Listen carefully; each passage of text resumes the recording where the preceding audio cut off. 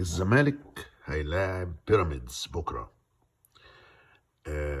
المشكله طبعا اللي هي اوجدها آه، رئيس مجلس الاداره السابق هي اختيار الخاطئ للاعبين. فالتوقعات بالنسبه لبكره ان الاداء الزملكاوي هيكون فوضوي. ليه اقول لكم ليه فايض؟ مش بس عشان عمليه نفسيه ورئيس مجلس الاداره في السجن وفي تخبط، لا.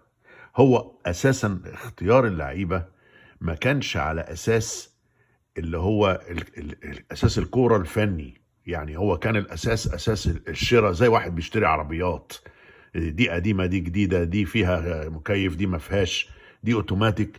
فهو اختار لعيبه على اساس الناحيه الماليه والافكار اللي هي الله اعلم ايه هي. فجاب لعيبه فوضويه.